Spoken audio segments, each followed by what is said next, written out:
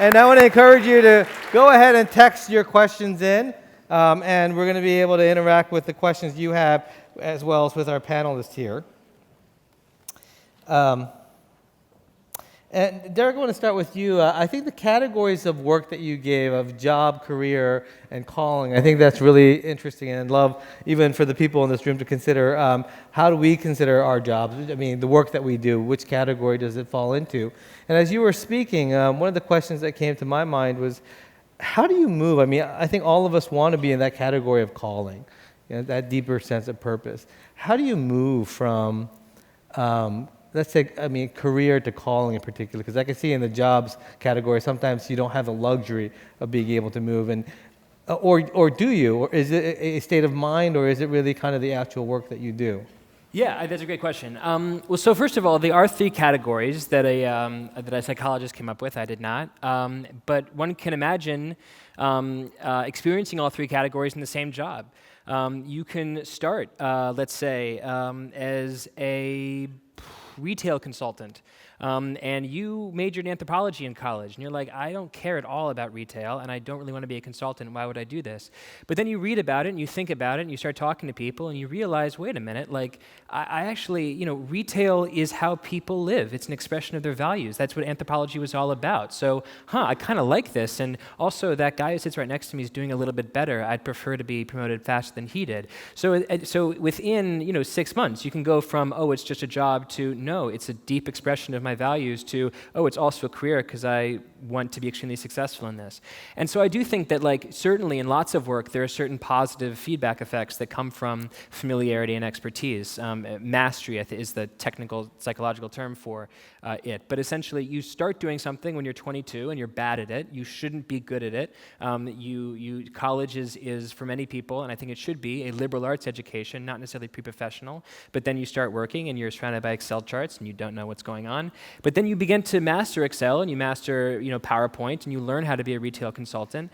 And through that development of mastery, the positive feedback is, the better I get at this, the more I realize that it feeds my soul. And so I think a lot of people experience that. I don't think that it's the inevitable progression of every terrible job that you have at 22. But I do think that, to your question, you can have one vocation satisfy all three categories at different periods in someone's life. Yeah.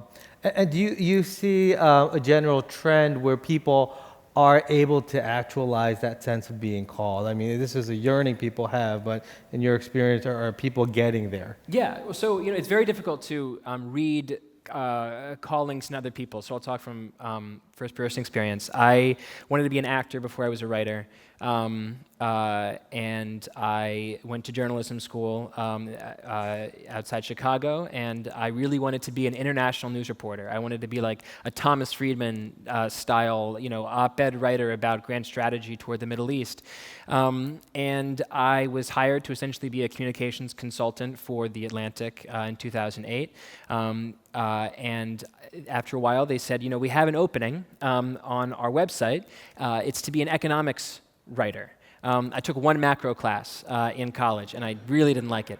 And so, the way that being able to write for The Atlantic magazine was a dream. But what I told my parents at the time was, I was like, it's like all you want to do is play shortstop for the New York Yankees, and then the New York Yankees give you a call at 22, and they say, "Congratulations, you're our middle reliever." It's like, I have no idea. Thank you, the New York Yankees, but I have no idea how to throw a fastball. What am I going to do here? So I did not love my job at first. I didn't love the economic way of thinking. I didn't like economics, but I sort of forced myself to I forced myself to read. I didn't quit. And I grew to see that lots of the things that I went into journalism to do, to tell stories, to explain things in interesting ways, I could do through an economic lens. And that there's sort of a lovely, almost enchanting empiricism in economic thinking that can be really useful sometimes to answer complex questions. And so what began as a job became a calling. Mm-hmm. I think, like you said, you used that word enchanted. There is a necessity of the transcendent. Would you say there is the necessity of the transcendent in order to elevate work into that sense of calling? And so, Tim, I want to move to you. As you think about the move in our larger culture from enchanted world, where people did find callings in whatever they did, because by virtue of there being a creator. How do people today, how do you pastor people where that sense of enchantment really is gone in the day-to-day, and they don't feel called in the ways that they do? Even New Yorkers that have really amazing jobs that a lot of people would kill for, but then you talk to them and you realize like their souls are dying because they don't necessarily feel, they're called to the work that they're doing. Did you say there was a lovely empiricism in Okay, well, well, since I've been invoking Charles Taylor, Charles Taylor believes that we live in what's called an immanent frame, he calls that. And his idea of that is an immanent frame, immanent means this world, material, the natural, and rather, as opposed to the transcendent and the supernatural. But he actually says that for almost everybody, even those of us who really would even consider ourselves secular or say no religious affiliations, he says, generally speaking, it's an open immanent frame. There are people that it's actually closed at the top, but for most people, there's a sense of what he calls fullness, which is an impossible to define sense of something beyond the natural, something beyond just the scientific, a sense of wonder, a sense that there is something beside that you could not analyze, in a test tube, that most people have a sense of. I mean, yeah, obviously, as a Christian minister, here I'm channeling, J.R.R. Tolkien and his On Fairy Stories essay, where he says that the reason why science fiction and supernatural stories and fairy tales, basically, we all have a sense of fullness, and we are, even if we can't intellectually justify it, we still find it satisfying. So he says, even to find a story in which people escape death, the 6 things, he says, escape death, communicate with non-human beings, step outside of time, find a love that love without parting, good triumphing over evil. There's these things that in natural material reality don't happen. It's just it's fiction, and yet there's a sense that we feel like, but they should happen, or maybe they will happen, or they ought to happen, and most people are not completely closed off, and they live in a world in which they couldn't justify it intellectually. If somebody came and says, "Do you believe in God? Do you believe in this?" No, I don't know what I think about that, and yet they sense that transcendent there. So I do think, when it comes to calling, there's very clearly, I've talked to people who, if you start asking them questions about where they are philosophically, what do you believe about God and all that, they'd give me very secular answers, and yet it's very clear that it's not just a career, and they do feel like they do feel like they have a soul. I mean, and my soul's being fed, and I'm feeding other people's souls with what I'm doing. So it's maybe a little bit of I do think it's a bit impoverished. I think that's what Taylor and people like that are saying, that we struggle in a way with it, but I still think it's there. And there's very few people who are really trying to completely say there is absolutely no transcendence at all. Yeah. So. And this is for all 3 of you. Then in particular, Alissa, where do you see people connecting transcendence to their concept of work? Meaning, for example, if you're watching television, movies that is satisfying at some level that need to connect with the transcendent, how does that enter into the day-to-day of the work that we do? Are we creating this divide where transcendence is kind of a fictional part of what we can dream and hope for, but it doesn't really enter into the reality of what we do day in and day out? Or does that actually begin to bleed into our work so that we're kind of stealing from that in ways that actually brings that higher sense of calling to us without necessarily a formal belief in God or a formal sense of someone outside of me is calling me? I mean, I always think about this moment when I went to I go to the Sundance Film Festival because I cover it, so that's my job.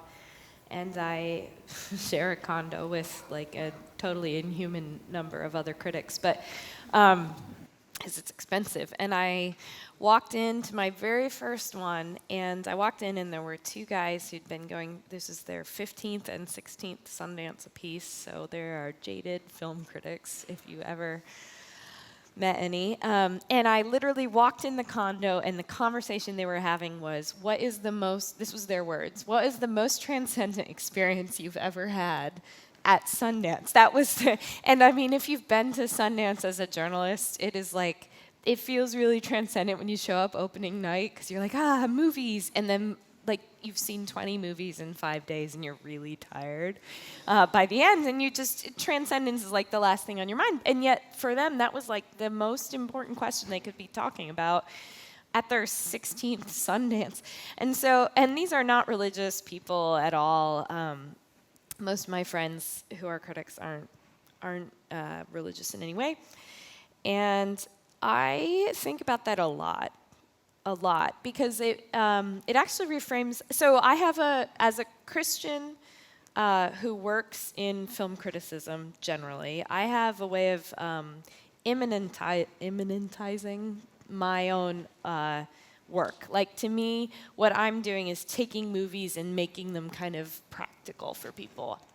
And it's been a real challenge for me, and a challenge that's come from people predominantly not inside Christian community, to re-transcendentize that work, to say, like, there's something bigger that's going on and the important thing is I can't capture it in words very well, and I can't describe it, and I can't make it fit whatever I'm bringing to it. It's bigger than me. It's bigger than any of us. And Christians in particular have been very bad at writing about movies in particular that way, that there's something much larger than me going on. And I've been really challenged by that because that's my work, and that is a kind of work that people are doing. So I think I have the luxury of writing about art as it relates to culture, but I think that there's something about art. I think there's a clamor for art to reflect our experience, not because we want to capture our experience, but because we want to make something bigger out of our experience than that we know is there, but that maybe we don't experience every day when we're like sitting at a desk super bored for 40 hours a week or whatever that looks like. I would say there's two things I thought of in response to your question. The first is there's a really interesting. There's a book called *Sapiens* by Yuval Harari, which is a just absolutely fascinating history of mankind, and the sort of predominant understanding of how civilization and religion came together. Is that first you had civilization, you had urbanization, you had that people built a city to live in, and then they began to worship together, and they built churches and they built temples. But what he says is the earliest temple findings that we've seen in the ground seem to predate what we think civilization is, and what that suggests is that the agricultural revolution and civilization itself happened because of religion. It happened because people believed in a God. They had a transcendent realization collectively, felt like they had to honor that realization with a temple, and in order to amass the number of people required to build a temple in one spot, you had to master wheat, and therefore become master of agriculture, and then essentially create an urban plot of land to support the temple. So religion created civilization and urbanization, which I think is a fascinating idea about sort of the interplay of transcendence and work, that it wasn't work that led to religious transcendence, but religious transcendence that created work, at least as we know it, and not mere hunter-gathering. The second thought that I had, though, is that, and I definitely I'm glad you asked the question because I want to make this point clear, is that even though I list them job, career, calling, transcendence, let's say, as a fourth category, in a way that sounds escalating, obviously, toward bad, good, better, best, there are lots. I hope I'm not being normative to suggest that to not find transcendence in your work is a human failure. There are millions of people, billions in all likelihood, around the world who do jobs that make them miserable. And the transcendence that they find in life and the real happiness that they might have that could equal mine, even as I love my hour-to-hour work, comes from other things. It comes from their family. It comes from their faith. It comes from the honor of being able to provide food for your friends in a village.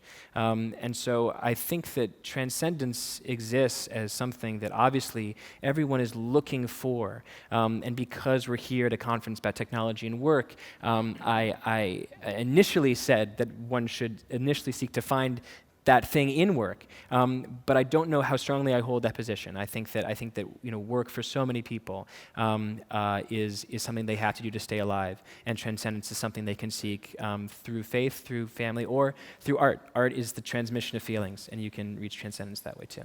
I'd like to build on what Derek just said. Martin Luther, there's a danger in a setting like this for us to map a white-collar understanding of work onto work, all work.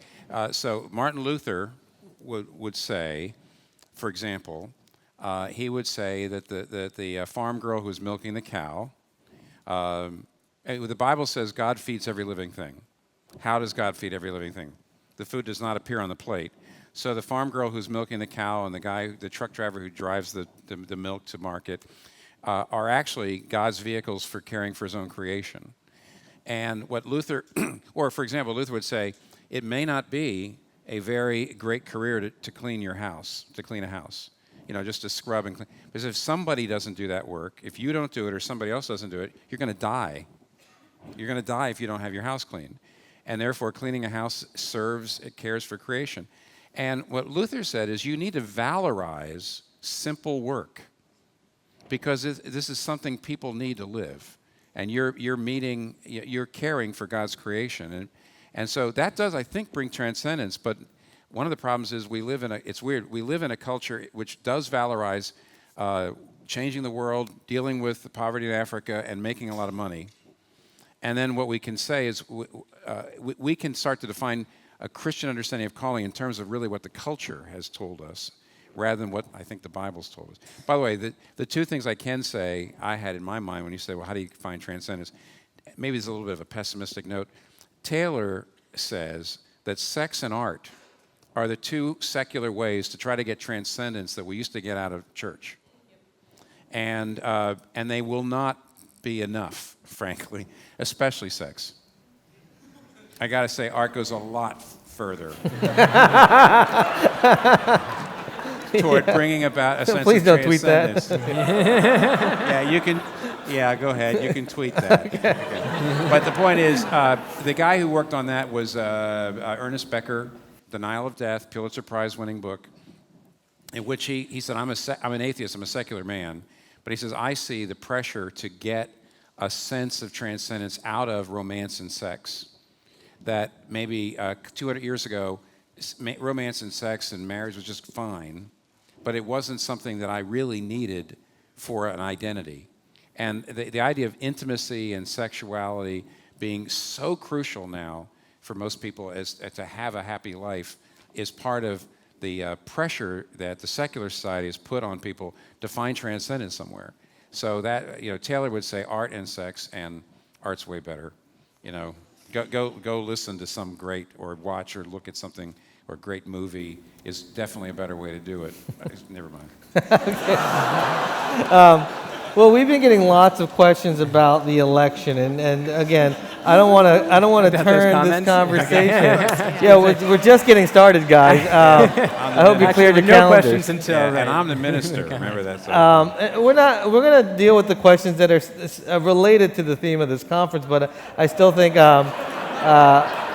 it's hard not to address these questions. So, can you all say more about how politics, particularly liberalism, and our anxieties about its impending end, relate to these issues of faith, economics, and technology? Very open-ended question. But one more time, can you all say more about how politics, particularly liberalism and our anxieties about its impending end, relate to these issues of faith, economics, and technology? Yeah, Go I'll for take it. that. Go, yeah.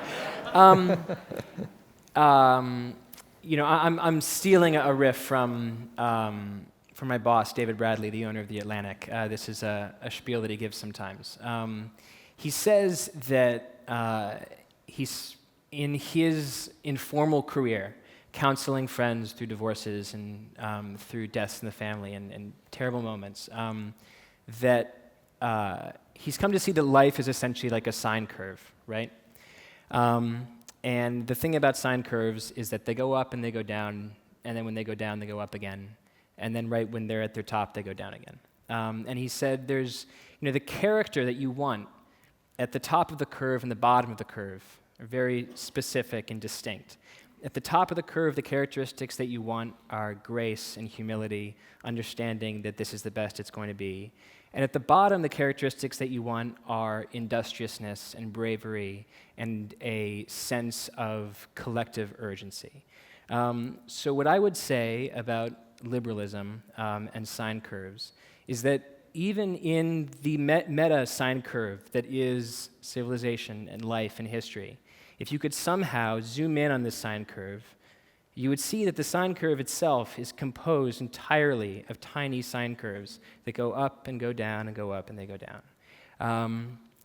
I am as surprised and saddened, honestly, as the person that probably asked that question. But this is the bottom of the curve, and it is the nature of these things to go down and go up.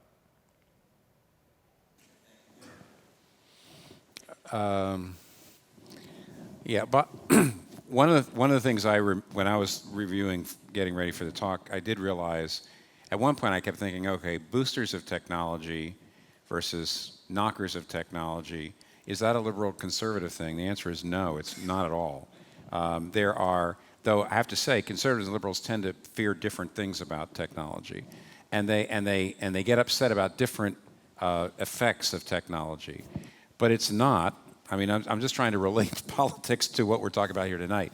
So there's a certain sense in which I actually think that you really could have a lot of bipartisan.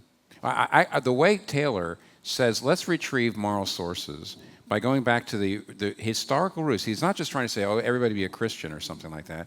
He said, let's go back and see what the original motivations were. There were moral sources, and let's agree on them. And actually, the way he talks, unlike an awful lot of other people in the political realm, he almost gives me the hope that you could actually create at least a lot of bipartisanship on saying we need to be sure that technology is not an end in itself, that simple efficiency is not always an end in itself. So, for example, really what Derek said tonight was actually making a pretty good case without necessarily going to religious sources for why we probably need to guard work in some ways from technology. We ought to figure that out.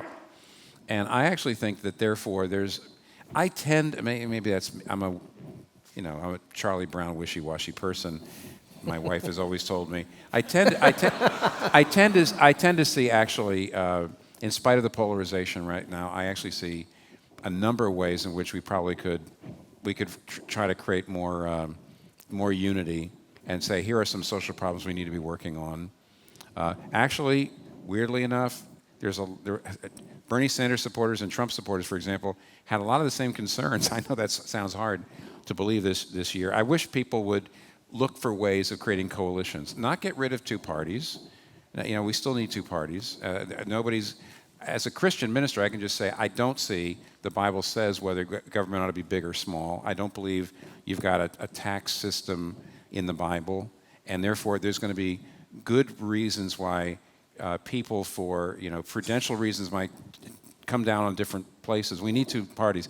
But it does seem to me inside the parties, people within the parties could be trying to build bridges. Right now, I know nobody wants to do it. There is a real failure of empathy, but that's not our subject tonight. A huge failure, a massive cultural failure of empathy. Trump supporters not understanding why young women or immigrants or non-white people would be scared. And frankly, I live in the middle of New York. A lot of inability to understand why anybody would vote for Trump at all unless they were complete crazy people. That's just a complete lack of empathy on both sides. And of course, as a minister, I still think that there's a possibility of increasing empathy, but that's not quite what we're talking about. Alissa, do you want to? Well, as a digital journalist, and Derek is as well, like this is of great concern to me, and this is, I can tell you, like I'm privy to discussions in the world that I write for, which is Vox, which is entirely digital, of how do we talk to everyone and how do we understand everyone instead of just understanding our own echo chambers. This is a thing we understand has happened. And I'm more convinced than ever because I have learned a lot from following people on Twitter about what they're thinking. And I'm more convinced than ever that we actually can, and I think the church has not just the opportunity but the responsibility to break out of its own echo chamber. Christian Twitter scares me to death. It really does, and as does various political Twitters. But I think that Christians specifically, who are the only people I feel like I have authority to talk to on this, have the responsibility to pursue following and listening to voices and amplifying voices that they don't understand, that they find offensive, for whatever reason, because that is, and the digital space is for real the least lowest stakes. Like, you are not going to get hurt on the internet just by listening to people. But it is hard for me to do that because there are a lot of people on the internet I find really awful. But if I don't seek out in the midst of that people who are just voicing their hurt on both and all sides of the political spectrum, that I'm not going to understand them at all. I'm not going to know why people voted for one person or another. I'm not going to understand why they're scared today. I'm not going to understand why they're marching in the streets. If I just walk around and go, why won't everyone be reasonable? Yeah, I can say that from where I live, but like not everybody can. And you have the easiest, cheapest, lowest stakes way to do that. And I think when we refuse to take advantage of it, we are completely abdicating the responsibility we have as inhabitants of the 21st century to actually listen to each other. Yeah, I think that's a great word, because I think if anything, this election has really shown us how biased we are in the information that we receive and how bubbles we live in. Yeah, and we basically we hear what we want to hear in many respects, and in some ways the technology has fueled and accelerated that. It's amplified the voice we want to hear, and I think we've seen that, and that there is a voice that we haven't been listening to. That if there is, I think one of the great realizations of this election is yeah, we have been very deaf, and we could probably talk a long time about this issue, and looking at the time, and we're already over, but there is one question here that I do want to just ask for all of you. The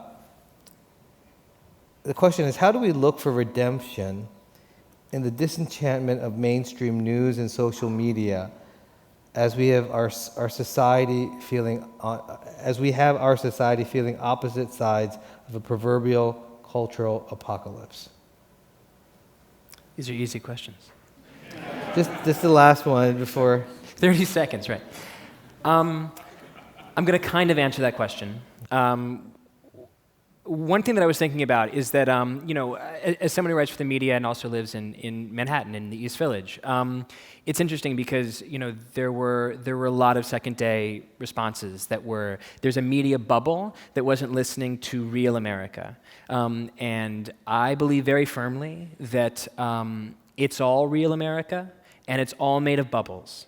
That the Kansas farmers in a bubble, and the Muslim immigrant who's a home health care aide in St. Paul, Minnesota, she's in her bubble, and we're in our bubbles. And one of the hardest things to do, like one of the things that makes America special, obviously, is just how dang big it is and diverse it is. It's just so much bigger than every other rich country in the world, and more diverse. But the challenge of that is inter-network understanding. How in a country so big can my network understand your network when you're hundreds of miles away, sometimes both literally and spiritually and politically and everything else.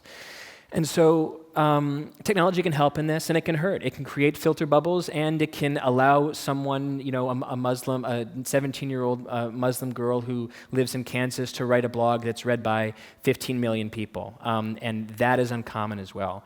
And so I guess my answer to the question, how do you begin to bring these two ends of the poles closer to each other? The answer is that you resist the algorithm offered to you by technology, and you reach for the possibility not embedded in that algorithm. And what does that mean? It means that Facebook is designed to give you more of the same. It is designed to give you more of what you've already engaged in, to learn from last week's behavior, to forecast next week's behavior, to just fine-tune the universe of information so that it's narrowed down to the preferential thing that you'll click on next. And the way that we follow on Twitter is often similar, that we find people who reflect our values and say what we thought in a smarter way. So they're like us, but just a little bit different. And it's hard to reach all the way across and say, I want to be bombarded by someone whose opinions make me sick. And I want to try to understand a perspective that I consider morally abhorrent. That is an unbelievably difficult thing to live with if you're checking Facebook or Twitter at 9:30 on a Wednesday morning. That's not what you want with oatmeal and coffee. And so it's not the easy thing. It's the hard thing. But I don't know how you get understanding without allowing yourself to be offended from time to time. I mean, on that point, when I was in graduate school, I studied with Thompson, who teaches down at NYU and wrote a book called Mediated that's really, really good and worth reading from, I think, 2007. And he said two things in it that I have really stuck with me. One is that our media is created these days to flatter us, right? So the media that I engage with is intended to flatter my sense of myself. Oh, look how smart I am. I agree with all these smart people. And I have to actively fight against that tendency, because that is the tendency, because it makes money, right? It's a profitable model, so my news is curated to flatter me. All those things. The other thing he said that just I haven't even really plumbed the depths of is that extremisms flourish in a culture of infinite choice. So when I can, and this is very Taylor, this is really what Taylor means by secularity. When I can choose any way to believe, and it's equally valuable in the eyes of everyone else, oh, you do you, man, right? Then I actually cling ever tighter to whatever my thing is that defines me, my belief defines me. And this is what causes some kinds of polarization in the political sphere and many other spheres, is that I can't even listen to people who aren't like me because it threatens not just what I think, but my identity. And I need to actually threaten my identity sometimes. And as a Christian, that's fine, because my identity isn't rooted in like my political beliefs, and I'm not threatened by someone else not agreeing with me. My identity is rooted somewhere entirely different. But we so easily buy into the idea that the things I should list in my Twitter bio are like my political affiliation and like the kind of computer I use and whatever kind of coffee I drink. And those aren't my identities at all, right? That's not what defines me in the least. But those are my extremisms that I cling to prove my worth. And I think this is a valuable insight that I haven't even hit the bottom of it yet, but it strikes me as a correct description of our time. I could just add to end, I just briefly, in a little, it supplements what Alissa and Derek are saying are very hard to do. But here's a training wheels for some people. I'm speaking personally here. I actually do think that white conservative Christians are more in a bubble than non-white people in general. Why? Because even if you're Chinese living in China, and everybody around you is Chinese, you still perceive yourself living in a world in which the white Western people kind of like dominate the world. So almost all non-white people understand, because they have to come into the white world so often, they have to know the white world, they have to understand it. They actually understand what it's like, what the white world thinks. In a way, the white world does not actually have to understand what minority people think. We don't have to learn that in order to live. And as a result, we are more in a bubble.